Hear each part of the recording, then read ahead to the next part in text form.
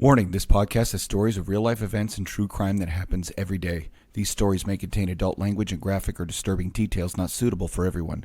Listener discretion is advised. 132 in Bush, I've got him at gunpoint. Check the left phone with all the full evacuation on your side. They're pulling them out. 911, advise ready for entry camp. God!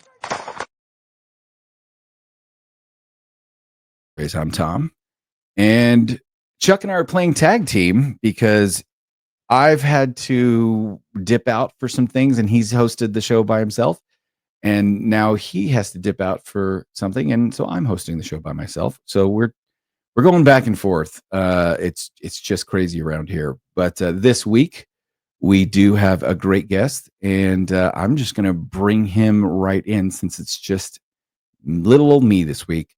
Our guest this week is Todd Nielsen. How are you, sir? Hey, how's it going, man? Oh, it's going, right. We talked a little bit about in our little pre-interview. We talked a little bit about how it's going, and it sounds like we're both busy doing our thing. Yeah. But I wanted to talk a little bit about your background. So Todd is a owner of and partner in Nielsen Training and Consulting. Yep. But before that, Todd spent 25 years with the San Jose Police Department. Man, nothing going on there. No. It's never town, busy there. Never busy.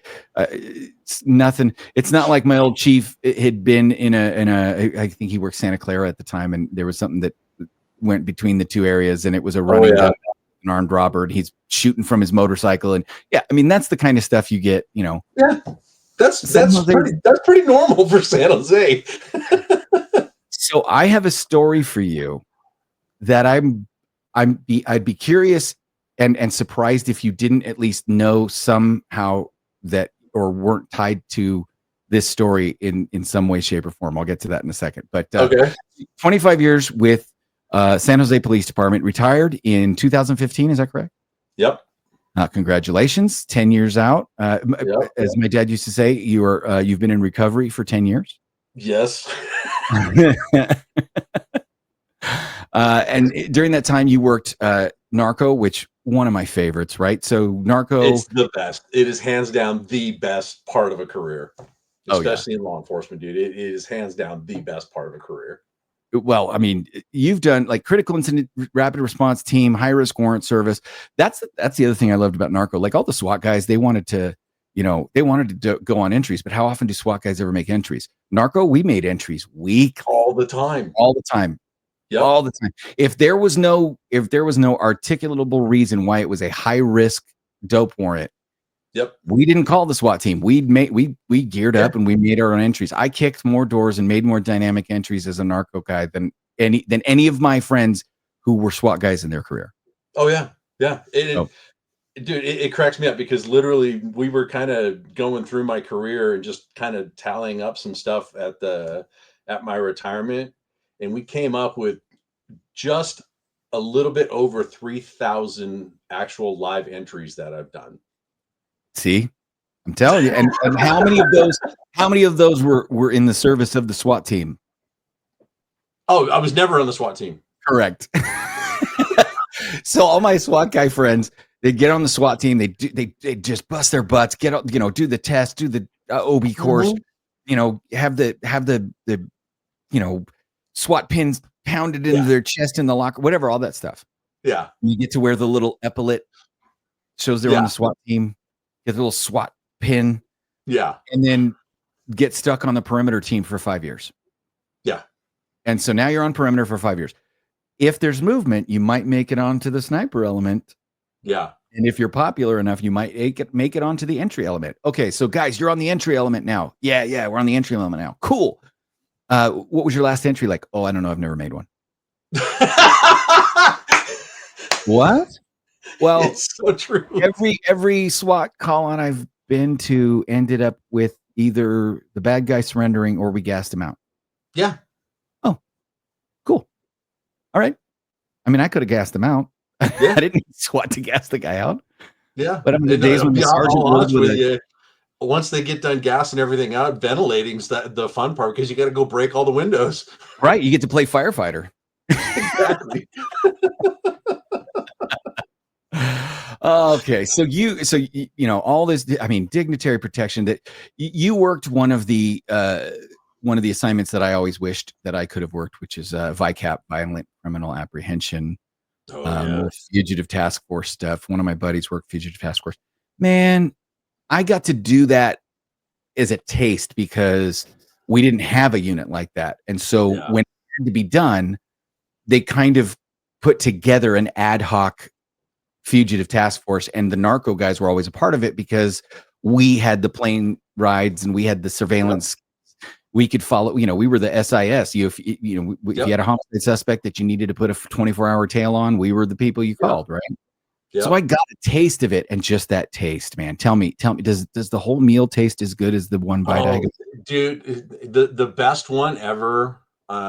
We had a guy dead to rights that we knew he was going away for a long time, and he was a child molester and everything else.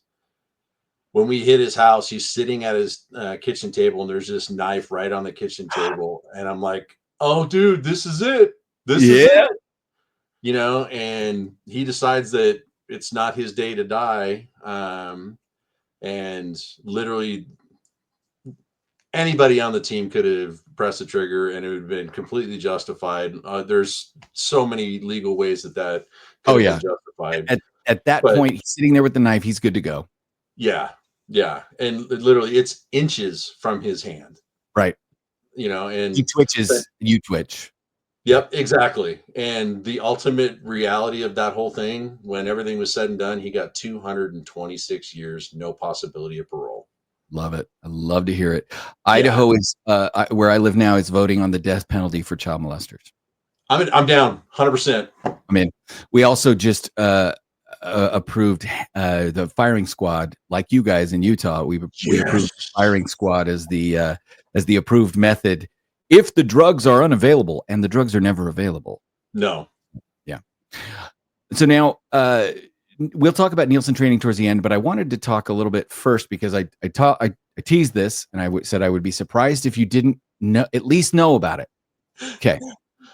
So long story short, people who have listened to this show long enough, if you go way back and you listen to the first 3 episodes, it was me, my co-host at the time, and his father. We had all been cops. We all kind of shared our own stories of what had happened to us with each other. And that was how the show launched. Right. And my story that I shared was a critical incident shooting that we got into. Coincidentally enough, I was working narco on our way home. And I shit you not, we had been loaned out to another narco team. They were working a caper where a probation officer and a bunch of illegals were selling guns out of the back of a gun shop illegally. Yeah. And one was a probation officer, right? The whole team, we do this multiple location takedown. We start at 3:00 in the morning, get eyes on, everybody's bedded down. We take them away from their homes. We set up, we have all the work, the home, everything. And the go sign is when the probation officer shows up to work, his supervisor is going to call him in and say, "Hey, sit down. We need to talk." When he comes in and sits down, they're going to disarm him and tell him he's under arrest. Then once they hook him up, they're going to give us the go on the radio, and we can hit 7 locations simultaneously. Dude, and people have no idea the logistics behind all of that. Yeah. Especially when you're doing multiple location entries like that. It's like, holy cow. Yep. A couple hundred cops, because you have your surveillance element, you have your detective, anyway. Yep. Long story short, that's all. It goes well. It's over and done with. We're done by like 11:30 because we started at 3 a.m. So 11:30, and we're all, in beautiful sunny Santa Barbara, California. And we're like, let's go get some food. Yeah. So we ate, and we decided we're done eating. We get on the freeway, and on our way back, driving the hour plus back home, a guy tries to carjack me and my partner. Are you serious? Yeah. So CHP's in a pursuit southbound 101, chasing this bad guy. And he gets his tire spike stripped. He sees me and my partner in our plainclothes truck. Our other partners are in their plane wrap vehicle ahead of us. He comes down the on-ramp and starts shooting through his windshield at us, right? The whole thing ends. We're safe. We didn't know this was like a 120-mile long pursuit. He had carjacked 3 different people. Well, this is where it gets interesting, and I'll be curious to know how closely you are tied to this story, because what we found out later, we did not know who this guy was. Okay. We knew that he saw us getting on the freeway and said, "That looks like a car I can carjack." And little did he know, boy, did he pick the wrong horse. Yeah. And so he's pushing up daisies. His partner's, wrapped up because his partner had foot bailed. They'd already hooked him up and arrested him, 78 miles prior. Okay. Detectives come in and go, okay, so when did you decide to intervene? And we were like, the fuck are you talking about? Like, well, your team, you pulled off and intervened and da-da-da. We're like, intervened in what? This guy tried to carjack us. We're like, you don't know who this guy was? You don't know what was going on? We're like, we have no fucking idea what was. These are the detectives, and they're like, are you serious? And all of a sudden their eyes get real big. And we're like, will somebody please clue us into who the fuck we just shot? Yeah. Apparently, this guy and his 2 crime partners had been on a week-long crime spree in San Jose, California. Okay. He was a 3-striker. Okay. He was on his 2nd strike, going for the 3rd, when he had committed a bunch of armed robberies, apparently in San Jose, that culminated with him going up against one of your officers, putting a gun to his head and pulling the trigger, and the gun misfired. Oh, dude. And he took off because now he attempt murder on a police officer. Him and his 2 crime partners take off. They go southbound on the 101, trying to get the hell out of Dodge, away from this week-long crime spree in San Jose. Yep. Well, between San Jose and Santa Barbara, one of his partner's foot bail. He's all alone in the car. He exchanges gunfire with CHP. He carjacks 2 other vehicles. He finally ends up carjacking a moving truck that gets its tire spike stripped and decides, well, I can't drive this moving truck anymore. I'm going to go carjack that nice white Dodge, only to find out the nice white Dodge has me and my partner in it. So I'm curious, this would have been 2006-ish. Yeah, 6, 7, somewhere in that time frame. Yep. Does that ring a bell? Yeah, and as a matter of fact, we were freaking pissed. We were absolutely pissed because we were told that we had to stand down because we were going to go after that dude. And I mean, literally, we were so used to chasing people, multi-counties and everything else, that it was like, okay, yeah, we're just going to go get him. And we were told to stand down. To go chasing him? Yeah, we weren't allowed to. They said, hey, he's out of city limits now. CHP is in pursuit. They're not, and CHP, dude, they're not going to stop until that person stops. That's just, right. That's just the way that goes. Yeah, they exchanged gunfire with him in Pismo Beach. Yeah. Because he had started to pull over, and when the cop got out, like they exchanged some gunfire, but then that's where the other guy foot bailed, and he carjacked another old lady and was on the phone with the highway patrol saying, if I'm going to kill her if you don't stop chasing me. And yeah, dude, this just makes my freaking day, because that, knowing now I get to see the person that actually stopped all that. Yes. Hell yeah. That was a score for the popo. We can high five visual or whatever, but yeah, exactly. Right back at you, bro. Whatever you guys started up there, and I'm sorry they didn't let you chase it, but we took care of it for you. Oh, we got you back. We were actually on another op at the time, and then we heard through the patrol radios that somebody had pointed a gun at one of our officers. There was some type of fight. We start, trying to round up our op and, figuring out who our investigative officer is and who's going to stay and who's going. And then literally we get a phone call from our lieutenant. The sergeant got a call from the lieutenant saying, hey, you guys, this is what's going on. I know that you guys are on your op. CHP is already in pursuit, and we're going to just let CHP handle it. I'm like, that was one of ours. Yeah. And you know, it's an unfortunate part of police work where you've got to have. I get it now, years later. You know, it was good call on the lieutenant's part, but we it were still freaking stings. pissed at the time. Yeah. It sucks. And I don't, yeah. Well, so then I will tell you, we're not even getting to the episode yet. I will tell you, the fun part, think of that you probably didn't hear. So I can clue you into something that probably never made it up to you, but as long as the case is adjudicated, so we can talk about adjudicated it. My ass. He's dead as fuck. Yeah, that's what I'm saying. Yeah, he adjudicated it on the side of the 101.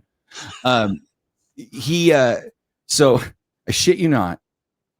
I told you the guy foot bailed, right? So he pulls over, starts exchanging gunfire with AG or with CHP, and his crime partner foot bails, ends up in like trying to go into a restaurant in Pismo Beach, like runs off the freeway down, ends up one of the guys I went to the police academy with, ironically enough. No way. Snatched him up out of the restaurant, right? Yeah, there's all kinds of weird shit. Like the pursuit went past a buddy of mine who had just left. It was on St. Patrick's Day. Yes. And my buddy had been drinking in a bar since 6 o'clock in the morning on St. Patrick's Day, and he was puking on the side of the freeway as the pursuit went by him. Oh, that's freaking hilarious. So one of my partners that actually works for my agency is puking on the side of the road as the pursuit goes by. A guy I went to the academy with ends up arresting his partner in a totally different city. And then me and my partner end up ending it down in Santa Barbara, an hour and a half away from where anybody works. Right? Oh, dude. So guy gets hooked up, guy gets taken to jail. He's sitting there waiting in jail. And word hits the wire that this guy's smoked in Santa Barbara. Yeah. I found out later that one of my friends who was the sergeant at the San Luis Obispo County Jail where his crime partner had gotten booked, he walks into the holding tank and he goes, "Hey, any of you guys football out of a car and had a partner with you earlier that they need to talk to or that they were with? It's a friend of theirs. Yeah. I just need to know who it is so I can put you in contact with him." And the guy raised his hand. He goes, "Oh, no, not you. Your buddy's dead. Sorry. Anybody else? No. Okay, bye." And that's how he told him. Oh, dude, harsh. Yes. Yeah. So he like rope-a-dope the guy into raising his hand and saying, "Oh yeah, I had a buddy that I was riding with." And he's like, "Oh no, not you. Your buddy's dead. Sorry." And he walked out. That's how he fucking told him. Yeah. How you like them apples? Yeah. There is a God. Anyway, so now that we've completely gone off the rails, let's talk about your time at San Jose PD and how nothing ever happened. Oh yeah, nothing ever happened. It was such a boring city, you know. Every single day was just, you know, I had to write a parking ticket in order to keep myself busy, you know. A ticket a day keeps the sergeant away. Well, yeah, it's a good way. It's definitely a good way. I got very lucky. Let's just put it that way. Because I'll tell you what, law enforcement was never even in my field of view. Let's just put it that way. Yeah, I like my grandpa was a cop in a little podunk town in Minnesota where I grew up until I was just before I became a teenager, and then I was like, yeah, I'll never be a cop, and you know, I wasn't really one for authority as a teenager. Me neither. Yeah, well, yeah, shocking how most cops are that way. But hey, you know what? I always tell people the best cops have a little bit of larceny in them. Yes, it's true, and that thin blue line is very, very thin. Oh yeah, as it should be.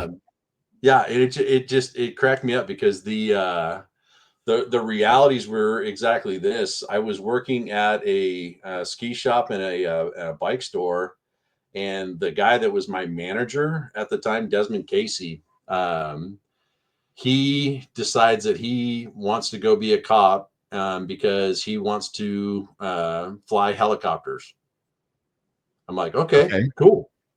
So he goes into the academy, does well in the academy, does well in the FTO program and all that kind of good stuff. And then all of a sudden He gets off his FTO time and he says, "Hey, come out on a ride along with me."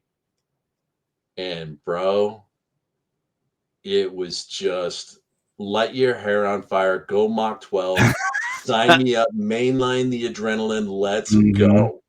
You're like, wait, this is a thing? Oh yeah, dude, it is 100% a thing.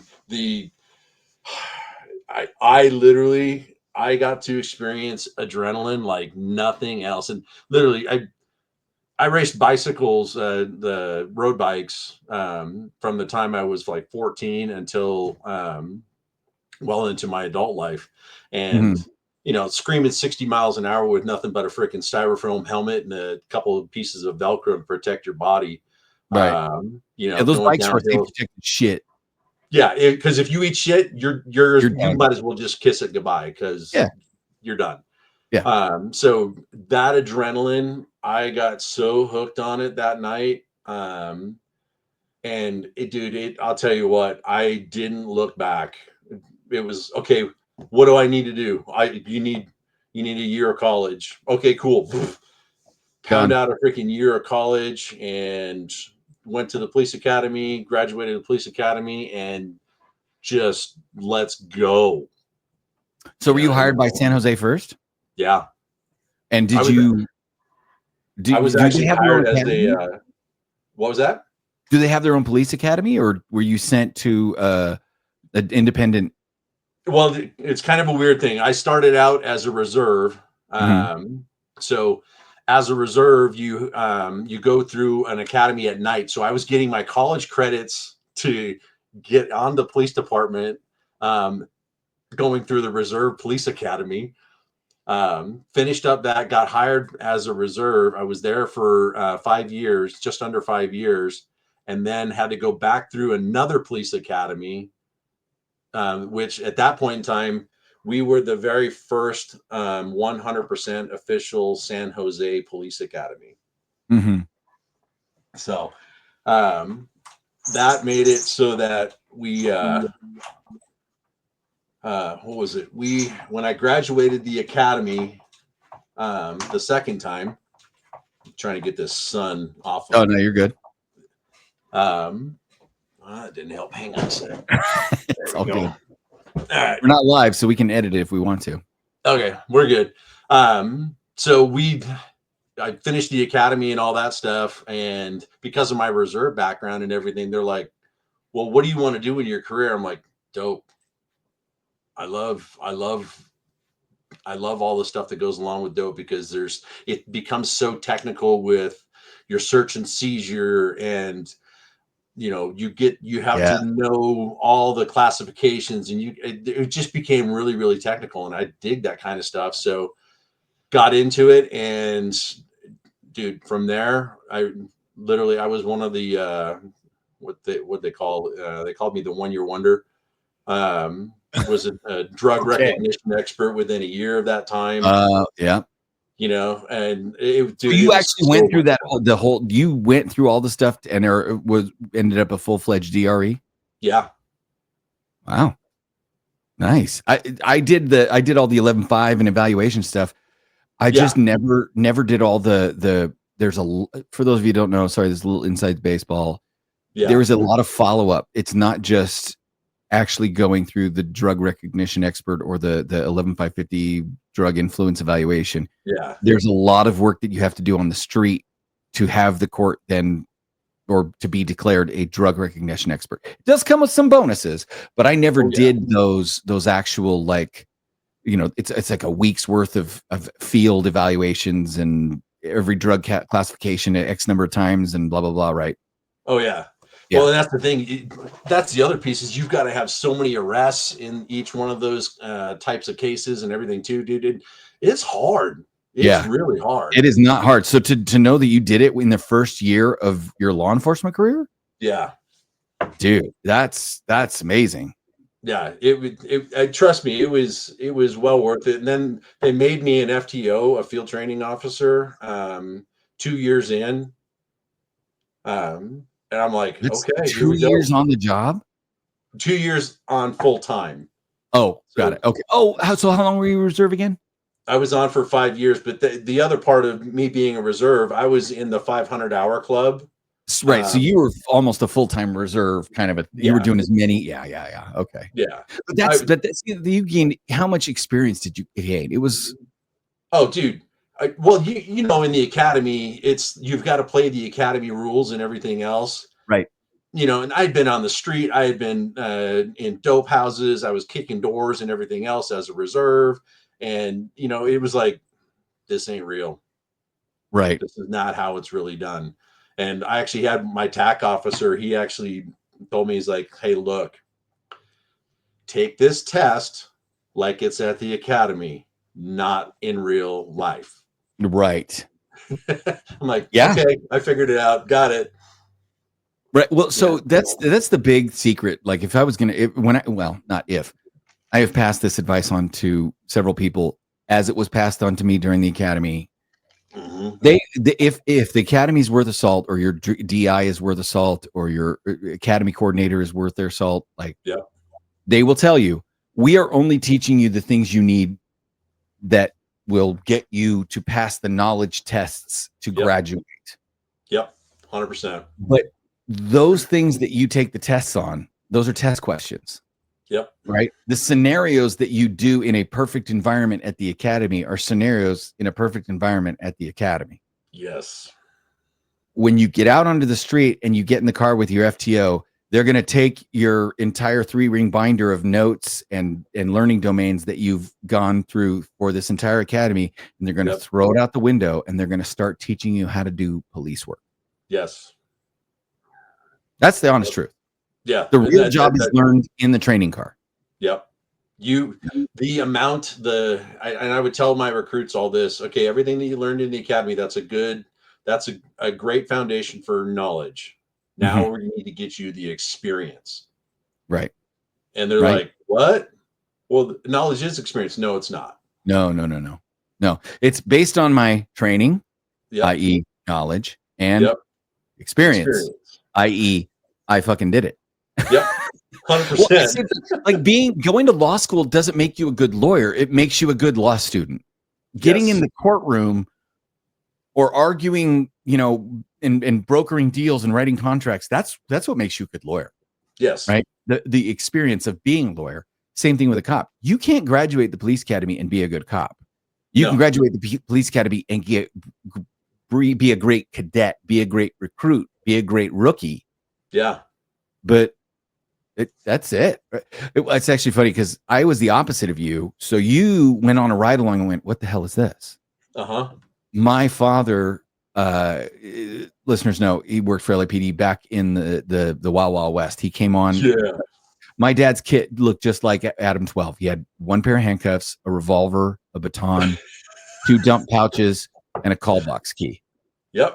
He did not have mace or a radio, let alone a taser or anything else, right? The only radio he had when he started was in the car. Yeah. And you still had to go visit a call box and open it up and call the station for information because there was MDTs and rovers were not even right. No, that stuff did not exist. He came on at that time, and by the time he retired, they had tasers and MDCs, and so he saw this huge change, right? Yeah.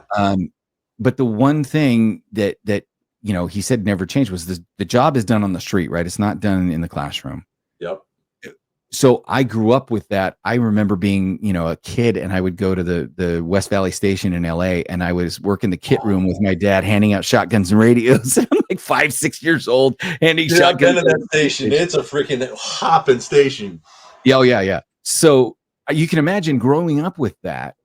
Yeah. I was different than you. Like it had always been in my mind, and I never decided to do it. I went down a different career path. I followed the career path that his dad did, which is totally different. But then when my daughter was born, I was like, I need to do something for my family. I need to do something stable. I need to do something it's not going to be like feast or famine. And the only other thing I ever wanted to do was be a cop because that's what I was raised around. So then I became a cop at like 24 and a brand new father. But my FTO, he did not tell me this. He did not tell me this at the time. I just remember. So I had him. He's about to retire, lieutenant, and has been an acting chief. He He kicked me out of his car after 2 really? weeks. And it was real funny because he was my first phase FTO, second phase FTO. We're getting along. We're doing the things like, I'm like, okay, this is cool. Right. Like I'm getting the training I need and blah, blah, blah, blah, blah.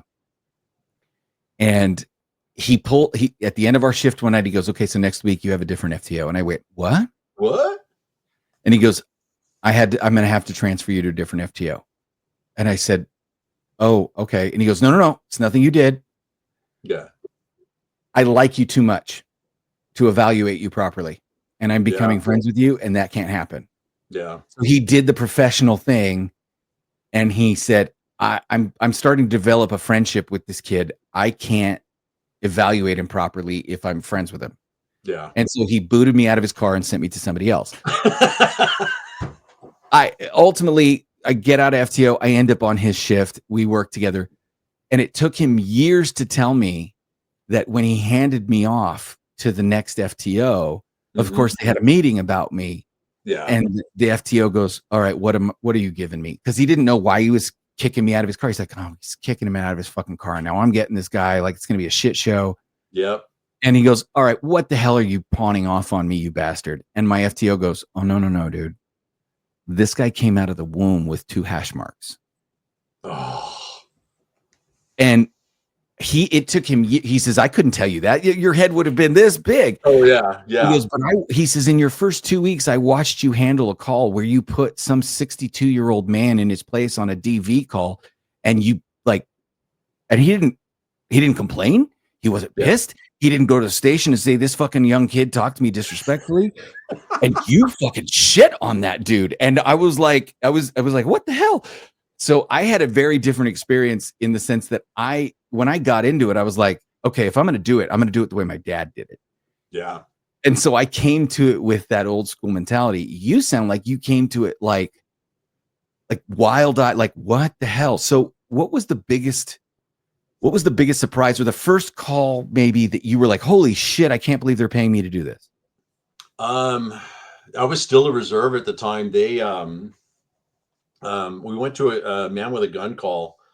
And I literally I'm sitting there, and San Jose's got a bunch of different apartments and all that stuff around. Yeah. So we get into these apartment complexes, and I look out of the corner of my eye, and out of the corner of my eye, I see this dude that just looks like, what the hell is he doing there? So I go, okay. And I look closer. I'm like, holy crap, that's the guy. And, I'm like, okay, here we go. Right. And I'm that's like, so funny you use that phrase.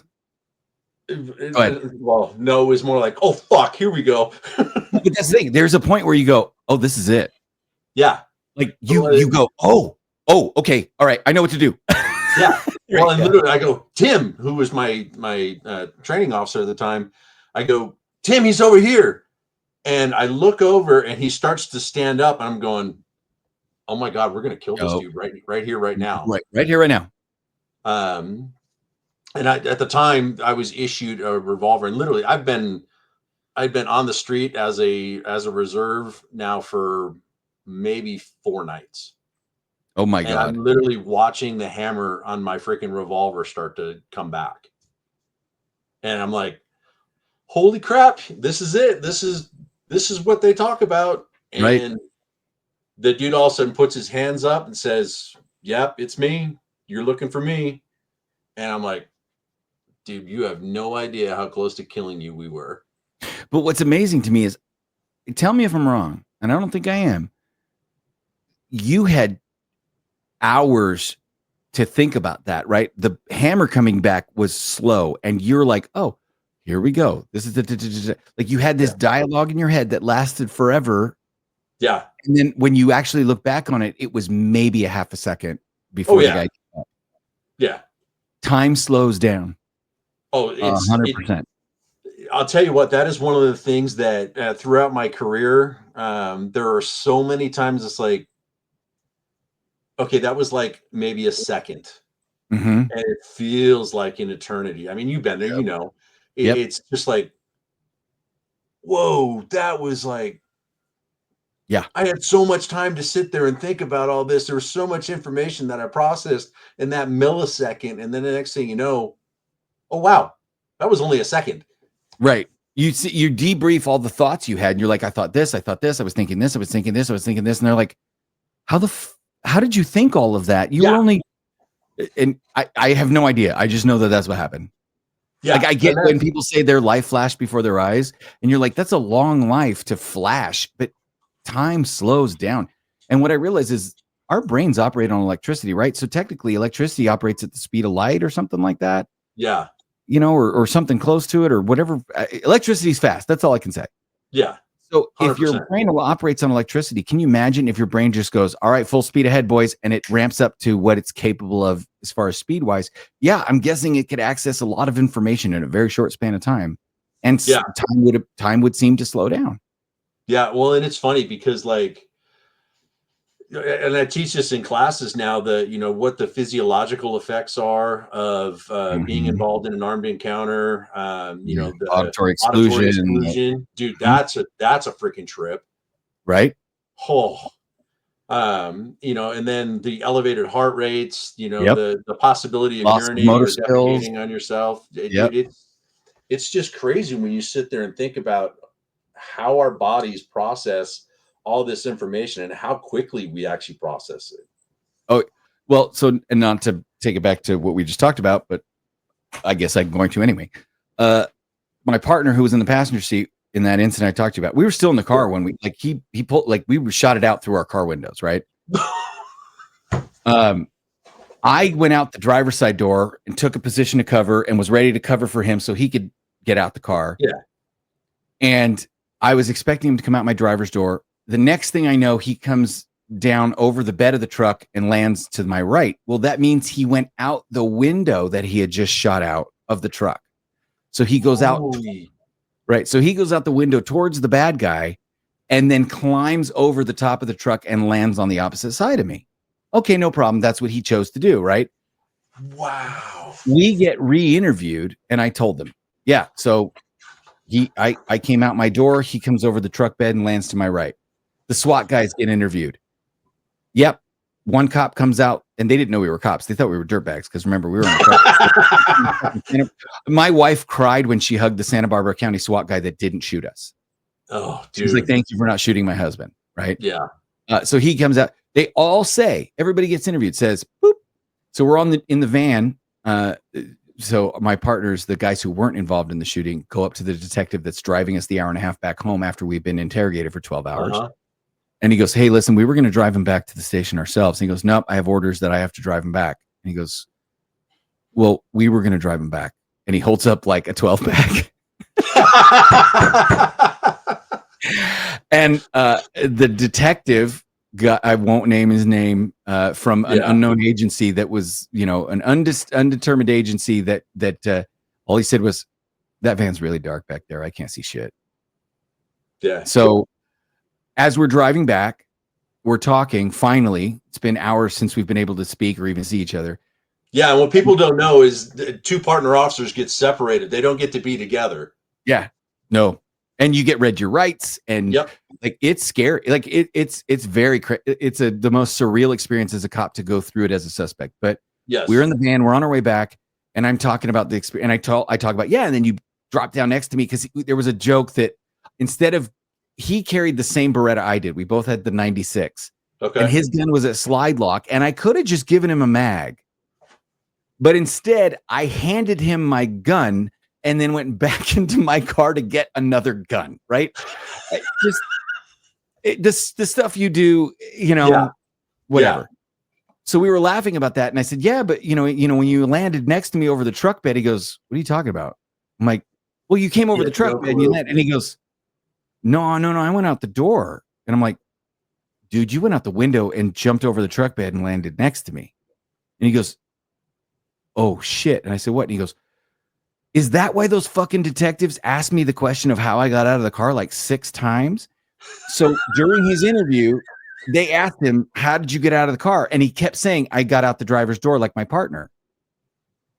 He really thought that when he got out of the car, that he had just followed me out and got out the door.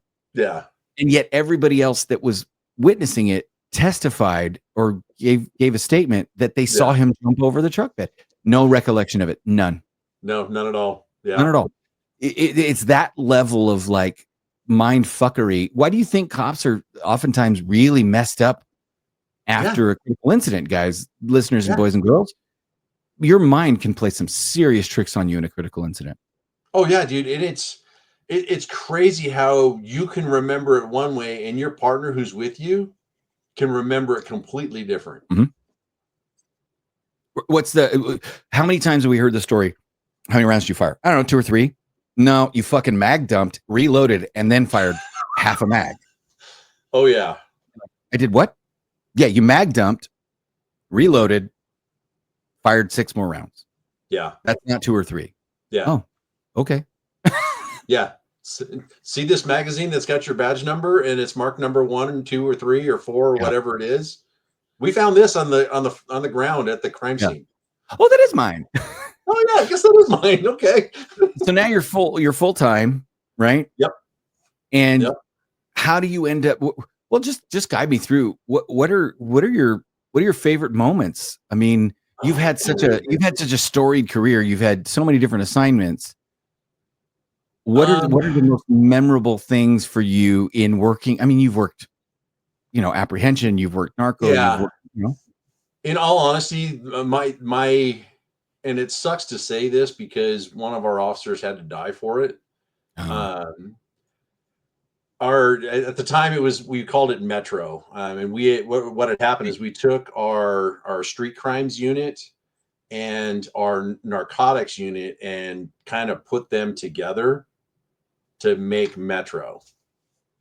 Okay. So it was kind of it was a weird time, and literally when I went into the unit, we were kind of the FNGs for that.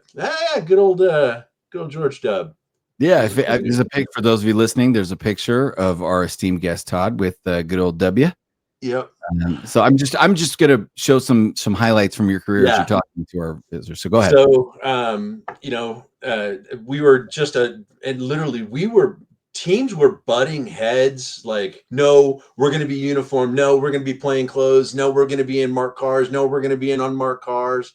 And there was a lot of interior battles within the unit of. It doesn't surprise me.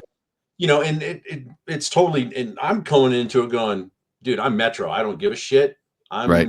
I'm here to do a job. I'm going to work narcotics. I'm going to work everything that I can possibly work and I get to do it in plain clothes, dude. I'm going to do it in plain clothes. Yeah.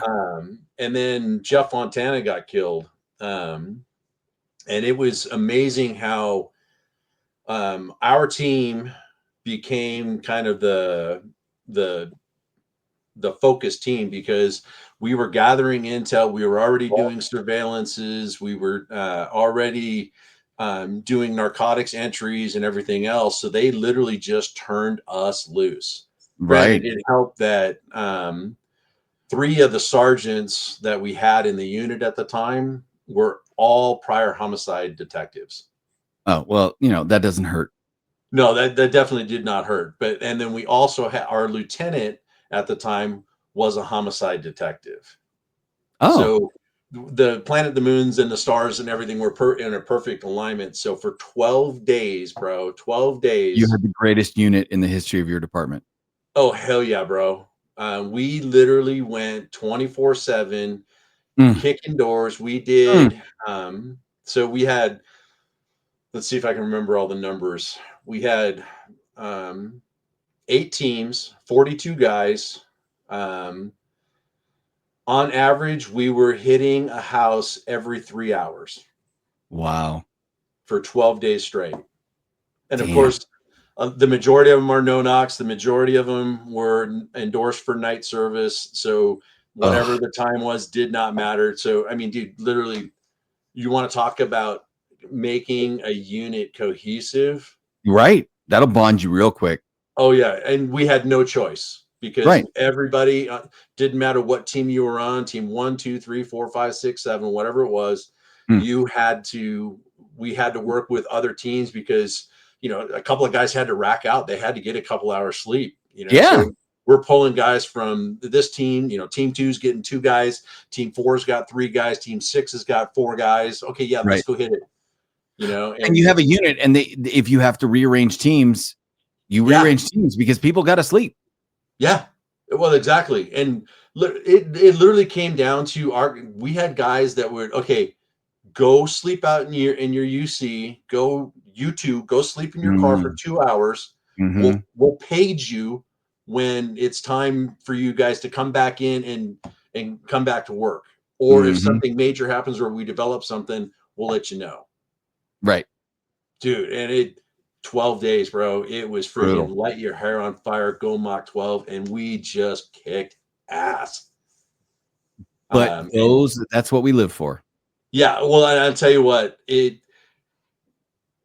Jeff hadn't got killed, we probably wouldn't have become such a cohesive unit. But after that, we were unstoppable, bro. It literally then it became a competition within the teams. Okay, who's going to get a hat? Which team is going to get a hat trick? A hat trick is 3 felony arrests in one shift. Then it became, okay, we're going to get 3 felony arrests and we're going to do 3 entries in one shift. A double hat trick. Yeah, dude. And the competition became so freaking stiff, bro. It was so much fun. Okay, wait a minute. I have to ask you this then. You're a San Jose guy. Are you a Sharks fan at all? Kind of. Okay. I love hockey. Okay. Perfect. I grew up a Kings fan because I grew up in LA. Yeah. What would be the Cops, a Gordie Howe hat trick? A goal, a fight, and an assist. Yes. If you have a goal, a fight, and an assist in a game, it's a Gordie Howe hat trick. For those of you who don't know, Gordie Howe, prior to Wayne Gretzky, greatest hockey player who ever lived, it scored the most goals. I think he played into his late 50s, early 60s for different teams all the way up to the minor league majors. Yep. A Gordie Howe hat trick to this day is a goal, scoring a goal, giving an assist on a goal, and getting into a fight in the same game. Yep. So what would be the Howe hat trick? Is it a felony arrest, an entry, and a shooting? Well, unfortunately for our unit, it was about every 3 months somebody in the unit was getting in a shooting. Well, I mean, when you're working that kind of level of crook, when you're working that kind of level, you're going to shoot people. I'm sorry, that's just going to happen. Yeah, and it just is what it is. Yeah, and that type of crime. So it's funny because we went back to kind of our prostitution roots. So it would be the Metro hat trick would be a prostitution case where you were able to arrest a pimp and their his girls. Then you got a felony arrest and did an entry. Damn. So if your team could do that, dude, you were like the all-star of all-stars. That would be amazing. Oh yeah, well, it was so much fun. It was so much fun. I kind of wish, and I'm gonna have to call him because my old man, like I said, worked for LAPD. Yeah, I'm gonna have to call him and tell him that you were on a Metro team, and he's gonna get all excited. Yep. And then I'm gonna tell him that you worked for San Jose PD, and he's gonna be very confused. But he's gonna. I'll tell you why. He is gonna love the fact. So, a little bit of inside baseball. When Todd says he was on a Metro team, what was the reason that it was called a Metro team? Here's the God's honest truth. It was to mimic LAPD Metro. Okay, so I love that you actually know the history of it because my old man. Okay, for those of you who don't know, I'll rewind a little bit. The Los Angeles Police Department invented SWAT. Yes. Okay. In 1967, in response to some incidents, including a Black Panther SL, there's some stuff where the cops went, "We're outgunned." Well, some of the guys. I encourage everybody to go look at that history because it's freaking cool history. It's amazing. Do you know? Okay, quick. In Daryl Gates's book, he talks about what the original acronym stood for. Do you know? Because it wasn't Special Weapons and Tactics. Right. Oh, crap. Yeah, I'm a freaking tactical guy. This is sad. No. But it's a very little known thing unless you really research it. So you probably heard it and forgot because it's such a little nugget. But my dad, I read his book I read Daryl Gates's book Chief. If you haven't read it, it's an amazing book. Yep. You want to get a really insider's look at what LAPD went through during its heyday. It's an amazing book. But Daryl Gates said, hey, when he was an inspector, wasn't even chief yet, he told the chief at the time in 1967, we need a team that has special training in weapons to handle these things like the Black Panthers and the Symbionese Liberation Army and da-da-da. And we've got some Army guys with, Army veterans that have, equipment and weapons and they brought all that shit from home. And they founded this unit, and they had different squads, and it was he said he wanted to call it the Special Weapons Attack Team. That's right. Yes. Right. That's right. That is 100% true. Yes. And the chief of police, Ed Davis, the chief of police at the time went, no. I'm okay with the SWAT part. I'm okay with what it spells. Can we get rid of the word attack? Yes. And some brain trust somewhere, a bunch of guys were like, well, we love SWAT. That acronym's great. Like, it was like, and so they were like, well, what it was, special weapons and tactics. Perfect. Done. Yeah. And that was how SWAT got named. It was like, most people don't know, you've heard of the Crash Unit. Yeah. Oh yeah. Well, did you know that before it was called Crash, it was called the Trash Unit? No. Yes. Dude, I know some guys from the 77 too. Yeah. So this is a little known fact, but Crash, which it was LAPD's, like that was the late 80s, early 90s hard charge and gang unit, right? Yeah. Crash was, if you don't know what Crash is and you've watched go watch Training Day, go watch any movie. Crash was amazing. But it was community resources against street hoodlums. Well, originally it was total resources against street hoodlums. Oh. And the leadership at LAPD said, no, you cannot call these people trash. Yeah. I get it, but no. Yeah. And so same thing. LAPD changed the acronym from trash to crash. Yeah. Crazy. I had not heard that story. The reason I brought up the Metro thing too. Isn't that cool? Yeah. So the reason I brought up the Metro thing is because, and I thought you would appreciate this.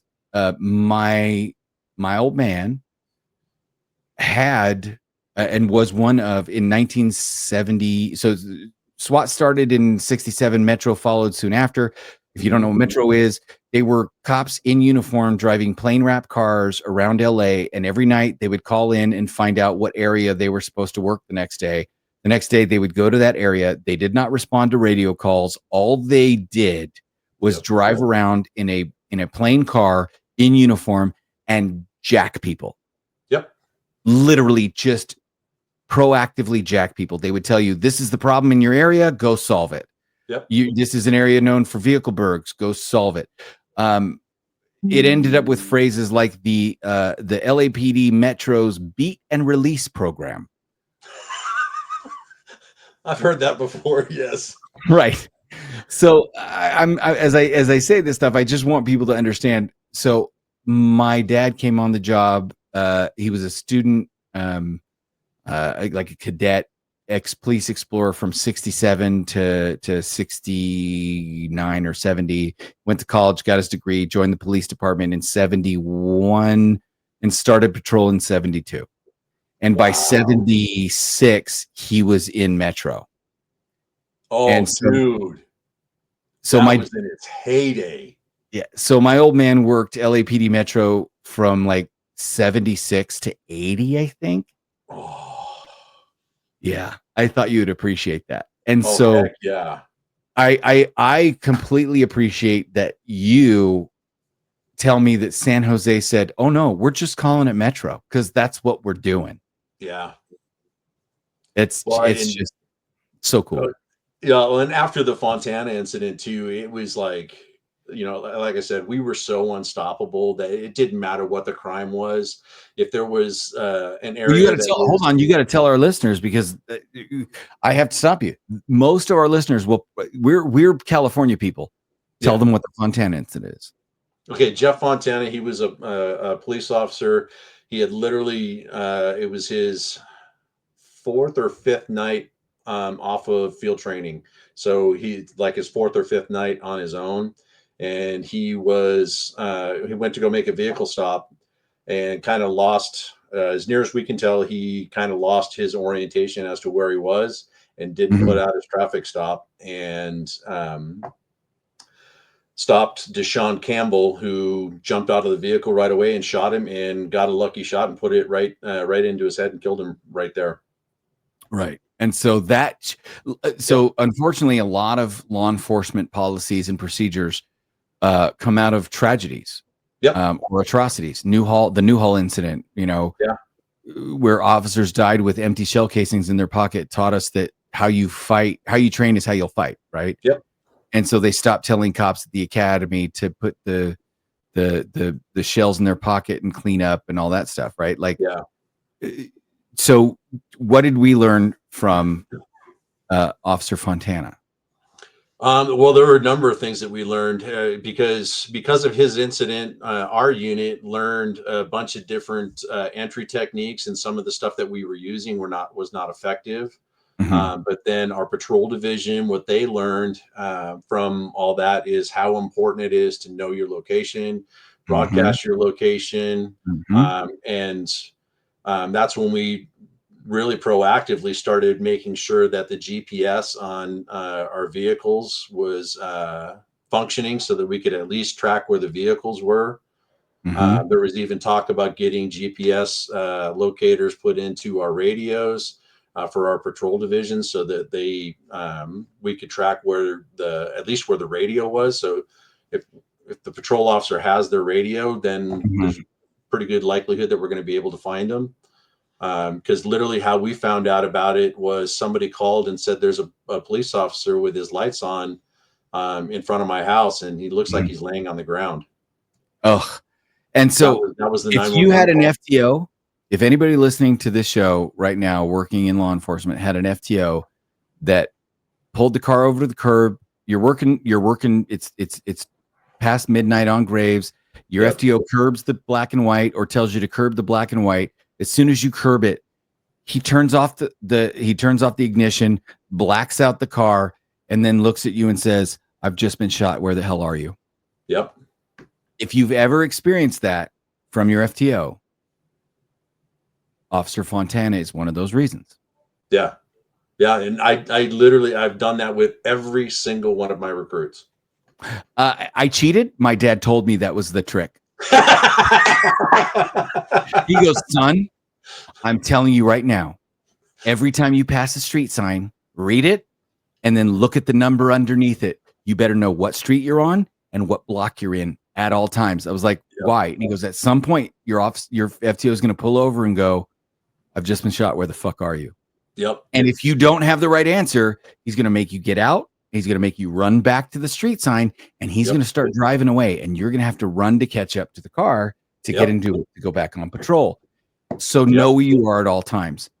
I think that is part of the reason why my FTO said that I came out of the womb with 2 hash marks is because I had an LAPD Metro cop literally in my ear through my FTO program. Oh yeah.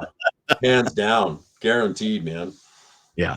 Uh, Yeah. that's so okay.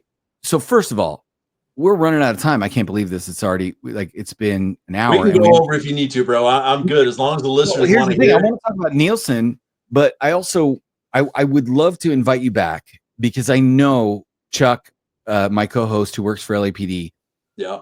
he's going to have a ton of stories. But I wanted to talk about Nielsen training for a little bit. So Okay. you were based in California and now you're out of Utah. But Yep. Nielsen training, I mean, this shit is cool. Like you guys, like fuck gun sight, like all this looks cool. So talk to us about how you started Nielsen and what your goals are. Okay. The brief story: I lost the use of these 3 fingers in a fight with an armed robbery suspect. That's what ultimately retired me. Oh, I'm sorry. I would have finished out my career as a canine handler, but that ultimately retired me. So I went full force into creating Nielsen Training and Consulting. And the way that we have it set up now is if you are just even thinking about buying your first gun, I have instructional cadre that we can get you taught and trained up on how to become proficient with your firearm. So this is like literally from the ground up. Yeah. Well, and then because of my background, obviously, I've taught SOCOM contracts, both for the Atlantic and the Pacific Fleet. I've taught a bunch of special operations military guys.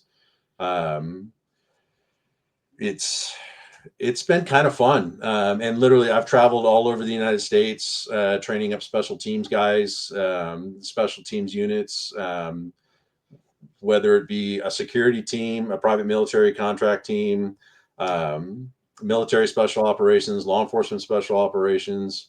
So they get to run the full gamut, and I take all that experience and that training and my background and I put it all into all my training courses. And then one of the things that we put into every single course, even if it's you're the first time gun owner and it's your very first class that you're ever taking, is all the legal aspects that go along with it. Because obviously with my background, that kind of stuff happened. You know, Yeah. so you got to know and understand. Even cops get their rights read to them. Yeah, exactly. I tell people all the time, this is the easy part. It's all the crap afterward. Oh yeah. That's the hard part. Hitting the target's not the most difficult part about getting in and shooting. No. Articulating justifiable homicide is arguably way more important than shot placement. Yeah. 100%. I'm not even kidding. I used to teach, so I'm with you on this because as I was the one of the defensive tactics instructors, and I ended up getting blessed to be, an arguably more important, as important if not more than defensive tactics instruction was use of force documentation instructor. Yes, dude, that is such a huge piece, right? Yeah. And if you make one minor error, oh yeah, you're going to get crucified. Oh yeah. When you omit one minor little thing, oh yeah, a clenched fist, right, can be such a pre-assaultive indicator that that's the whole reason why everything accelerated the way that it did, and you fail to document that, or you fail to tell someone about that. So this is what I would for you. So this is what I used to do. I'd say, okay, you're facing off with the suspect. Mm-hmm. And the suspect is gonna fight you.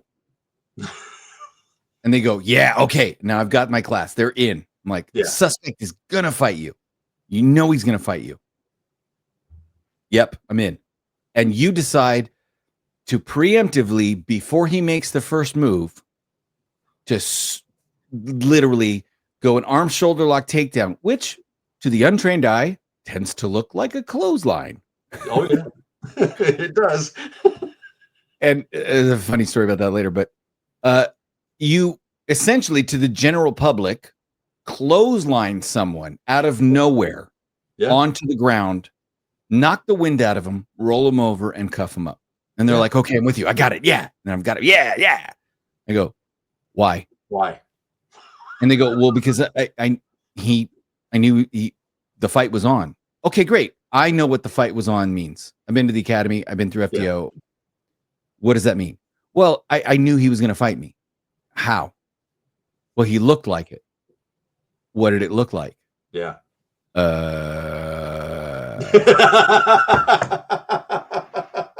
And it's not that they didn't know what it looked like. They knew. They were right. They don't know how to articulate it. Yeah. Closed fist, white knuckles, set jaw, direct gaze. Yep. Veins in their neck popping out. You know, like there are indicators physically that you instinctively know as a human being, let alone as a police officer. Yeah. But being able to actually put pen to paper and describe it is not easy. Yeah. Well, and it's funny because that's one of the classes that we teach on a regular basis. We call it the CCW challenge. You know, I tell people, look, Bring whatever it is that's your everyday carry. If it's just a pistol, it's just a pistol. If it's a pistol Right. and a magazine, it's a pistol and magazine. If it's a pistol Yep. magazine and a flashlight, it's a pistol magazine and flashlight. If you add a knife in the mix, cool. If Whatever it's a you 5-shot 2-inch in bring. your back pocket, bring that shit. Yeah, exactly. You know, if you got a freaking little ninja that you're going to pull out of a backpack and Bring throw him. him at him, cool. Let's do this. Right. You know, and then we put him in a scenario, and because of one of the ranges that we use for this, it has pivoting targets and everything else, and we block off the whole range so they can't see it. So they actually have to walk into the scenario, and then it's right there. And we have the turning targets. We can independently turn 6 different targets. We can make them go towards them, walk away from them, all that kind of stuff. It's a huge setup. It's a huge setup. Okay, but then after everything's when said are you and going to done, invite me to come to your house? That's all I want. oh yeah, dude, come on down because we'll have a hoot of a time. Oh my god, I can't. This sounds amazing. And you have this whole complex. You just said you incorporated and bought like other ranges. Yeah. So then when everything's all said and done, my question is always, what'd you see? What'd you hear? What'd you see? And what'd you do? Right. And then, you know, they're just like, okay, hey, I know those guys. Yeah, right. That's a good chunk of my team right there.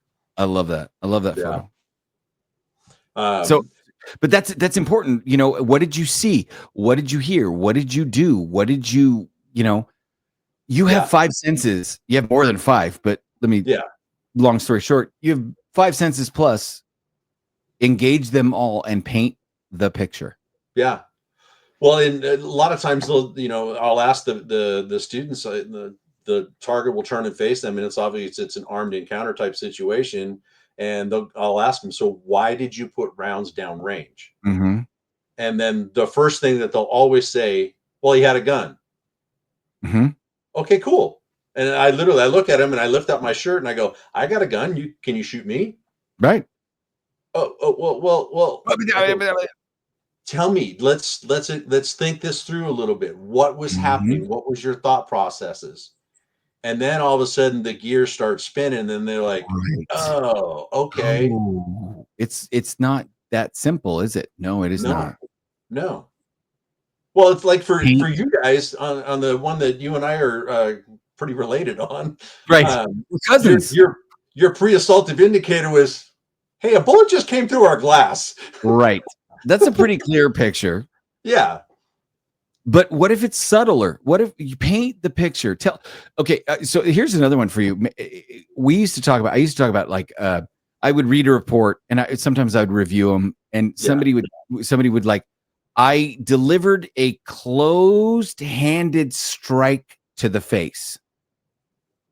Yeah. And I went, okay, you delivered a closed-handed strike to the face.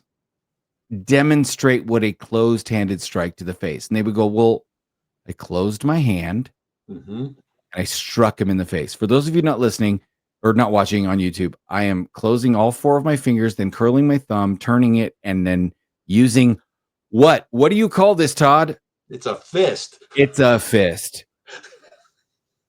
If you write, I delivered a closed-handed strike to the face, the defense attorney is going to go, can you demonstrate a closed-handed strike to the face? Yeah. And you're going to make a fist and punch. Yep. And he's going to go, so officer, what you're saying is you made a fist and you punched him in the face. Yeah.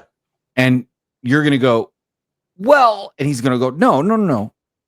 In its simplest terms, true, yes or no? Yes. Did you or did you not make a fist and punch him in the face? Well, yeah, but no further questions, Your Honor. You're fucked. Yeah. Yep. When you use euphemistic language, it makes you sound like you have something to hide. Yes. If you say, I punched him in the face as a distraction strike, you're done. You're good. So there is a very, I used to get calls in the middle of the night. This is the clothesline story. I used to get calls sometimes from the guys in my department, especially my FDO, who then became one of my buddies. You'd be like, hey, you got a minute? And I'm home. I'm on my days off. I'm like, yeah. And he goes, so this is how I fucked the dude up. And he would and he would literally, and I'm not kidding you, Todd. This is when he was a sergeant and he's approving the reports, and his squad would fuck somebody up, Mm-hmm. and then the arresting officer would write the report, and then he'd be reading it and going, I can't fucking turn this in. And he would call me and go, all right, so here's what we did. Yeah. And I would say, at one point he goes, the guy comes around the corner and he suplexes him. I'm all, no. Do you remember the arm shoulder lock takedown? He goes, yeah. And I'm like, it's the same technique. Yep. But if he's unable to apply it properly because the guy's running, it doesn't change the fact that it's the same technique. Right. And so use the right verbiage, learn how to articulate, and paint the picture. Yep. You will save yourself so much headache and heartache if you learn to articulate. Yes. Dude, it is the most important skill. Trigger press is not the most important skill in a shooting. I'm sorry. No. I'm sorry to disabuse you of that idea. Yeah. Wow. Damn. So Nielsen, you guys have beginning. What's the top level then? If the opening level, if the bottom level is, I just bought a gun. I need to know how to put rounds down range and articulate when the cops come and ask me, why did you shoot him? What is the pinnacle? Because we obviously have a range, because you are the tip of the spear. You have been the tip of the spear. You are not a beginner. So if you're teaching beginner courses, what else are you teaching? What's the top level? For our open enrollment type stuff would be our team tactics low light. Oh, okay. That is literally, it is pitch black. You can't see your hand in front of your face. Yeah. But you're doing team tactics, entry tactics. Wow. Usually at that level, it's a military or some type of special unit that's doing that. Or it's a contract thing where, hey, we need to figure out how it is that how do we take this door down without doing an explosive breach?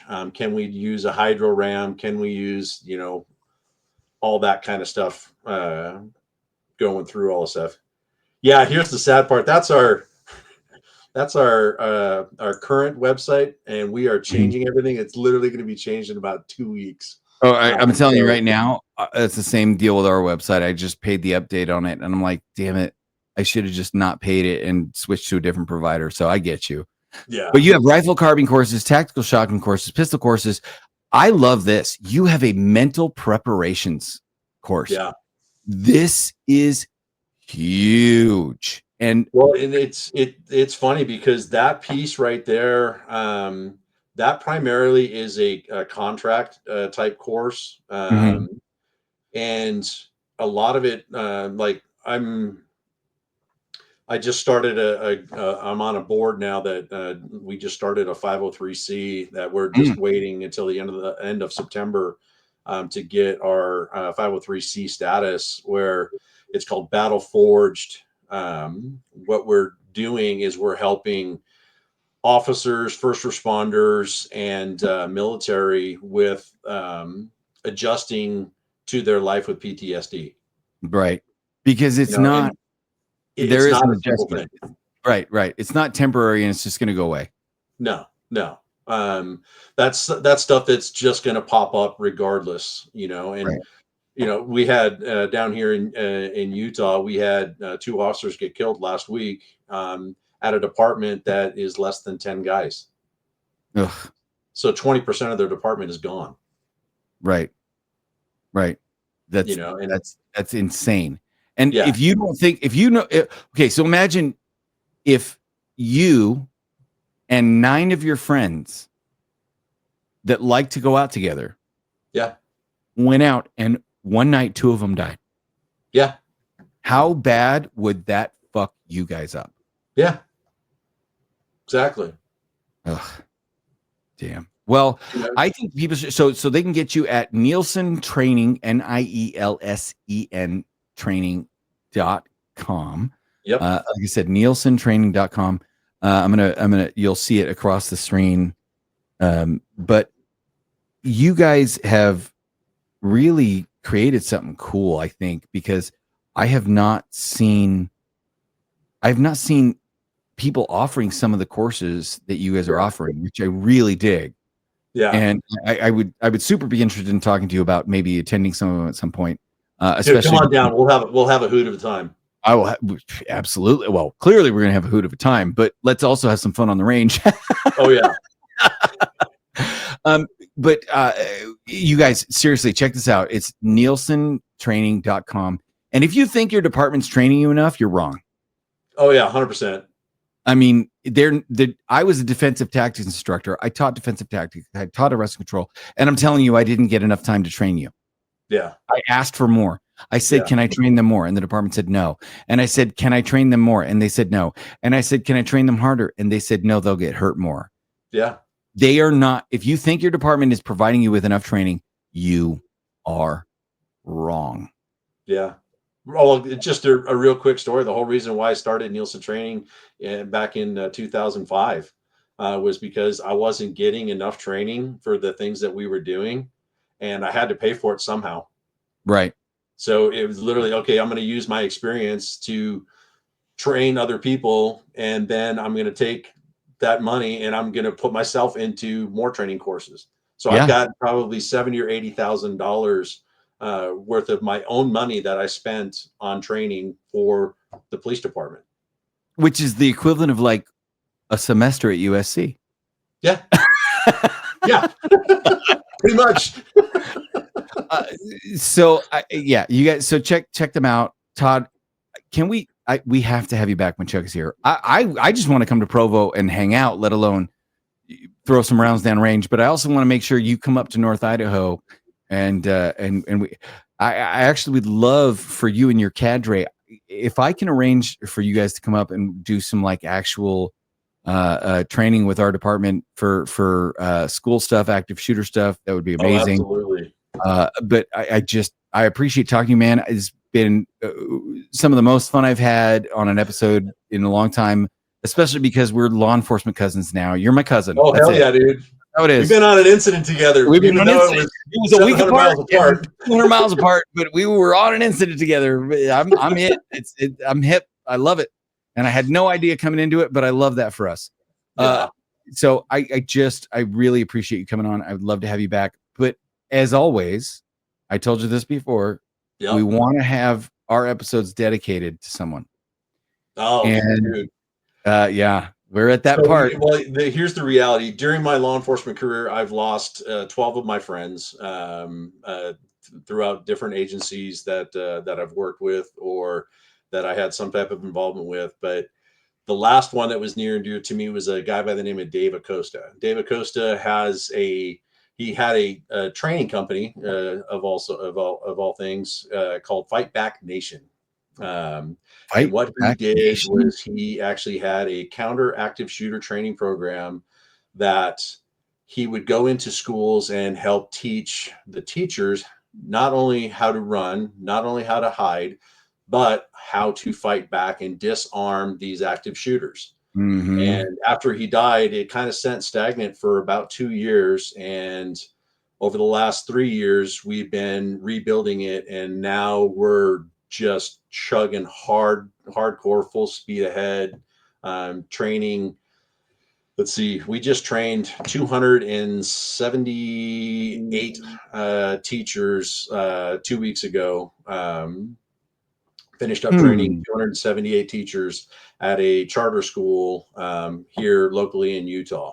We should talk off the air. I just developed a training course on survival mindset for our teachers. Oh, dude. Oh, yeah. Because they kept sending in emails asking me, well, what do I do if I'm on the playground? Yeah. Well, what if I do? What? So we always train these teachers. This is what you do if you're in your classroom and the worst happens. Yep. What about the transitional spaces? What if you're in the hallway? What if you're in the what if we're in the cafeteria? What if everybody's at You're in lunch? the bathroom? What if we're in the bathroom? Like, and I said, what if grasshoppers had fucking machine guns? Yeah. Right? I don't know. And so I realized that if I were to prepare a slide deck that were to answer all of those questions, I'd be giving a PowerPoint presentation for 9.5 hours. At least. And I still wouldn't answer everything. No. But I was also told early on in my career that if you teach a man to fish. Yes. So I developed a training program that I've just recently introduced. I gave my first presentation. Long story, I'll tell you later. But awesome. I essentially said, I don't want to tell you what to do, but I am going to tell you how to think about what to do. Yes. If you can and engage the brain. I'm telling you, teaching educators, teaching teachers what the fucking OODA loop is was mind blowing. Yes. So we should talk, but go ahead with your dedication. We're way off base. So Dave Acosta. So he was surprisingly enough, he was killed in a bicycle accident where he crashed, and literally it snapped his neck right at the base of his skull, right on impact. He never even felt it. He probably was flying through the air going, "Oh, this is weird." And next thing you know, he's up at the pearly gates going, "Hey, now what?" But in true Dave form, he let's see, heart, lungs, kidneys, eyes, cartilage, tendons. They harvested all kinds of stuff from him, and he saved and changed so many other lives just by him dying. Yeah. So, that one's for Dave. Well, rest easy, brother. We got it from here. If your number's up, I mean, the fact that it could be just that simple of a bicycle accident breaking your neck, like he could have been walking down the stairs. That sucks. But you know what? He made an impact alive, and it sounds like he also made an impact after he passed. Yep. So rest easy, brother. We have got it from here. A firm. Yeah. So I found something as we're closing out our episode. I'm gonna say goodbye and invite you guys to like and subscribe and do all that bullshit that you're supposed to say when you have oh look, there's a like button. Hit the ding and get me the thing. Oh wait, there you go. Hit the button, ring the bell, subscribe to our channel. Fuck off. But seriously, do. However, I did find something I thought I would share with you, Todd, that I thought you would enjoy as we close out our show. Okay. I present to you a photograph taken by my mother of my father in 1978, dressed in full Metro gear. Yes. Yes. So, dude, those helmets suck so bad. I mean, dude, this is like that. That might not even be DOT approved to ride a motorcycle. No, dude, those things were terrible. They just crushed your head. Oh, crushed your head, and all you had was this like that's the equivalent of a visor you use when you're like using sandblasting. Like sandblasting visors are probably better than that. And all he's wearing is black BDUs, parachute boots. His I swear to God, he's got a gun, handcuffs, a baton ring, and like he doesn't have shit. But that's how you fixed LA in 1978. Oh yeah, dude, that's a piece of history right there, because that is freaking awesome. It's like the frustrated poem from San Jose. They're wearing that same helmet, just no visor. Right. Well, I'll tell you this, then you'll appreciate it. I still have that baton he's holding in his hand. Oh, dude, that is priceless. Yeah. I love it. Todd, thank you, man. We got to get you back on, but more importantly, I would love to chat with you. Let's connect. Okay. But also we got to have you back on. We got to have you talk to Chuck. You guys, I'd love to. I would absolutely love to. Go out to nielsentraining.com rifle courses. I mean, the rifle courses, pistol courses, tactical shotgun courses. You guys should actually, you guys are offering a very unique course in the mental preparedness. I would love to introduce you to another cop that trained me, John Mars. Oh, He developed a tactical lever action gun course. Yeah, look at your face. Look at your face. Tactical lever gun school, dude. That would be cool. Yes. Anyway, Todd, you and I are cousins from in law enforcement, and I appreciate it. We will be in touch. And you guys, this has probably been one of the most fun episodes I've done in a long time. Todd, I hope you had a great time. I want to give you the last word. You've got lots of young cops and old cops that are sitting in their patrol cars right now at midnight working graveyard that just downloaded this podcast, and we are the only friendly voices they're going to hear all night. And then you've got a bunch of young people that are contacting us on a regular basis saying, hey, I'm going to get into law enforcement. I'm going to get into the military. You know, what should I know? How do I do this? You have that entire audience at your disposal right now. And it's no pressure. Yeah. What do you want to tell them? For the old guys, you did awesome. Keep doing what you're doing, because you didn't make it this far without doing everything right. Mm-hmm. And for the young guys and those that are trying to get into this, it is the absolute most fun you will ever have in your entire life. You will never work with greater people. It is just the most amount of sheer excitement and sheer boredom that you will ever have in your entire life. It will change every aspect of your entire life. And get 100%. Out there and go do it. Go do work, son. Yes. Do work. Yes. I will tell you that the old expression, what's that old expression? Beware the old man in a profession where good men die young. That's what my team says to me all the time, because I'm the old guy. But that actually has some value.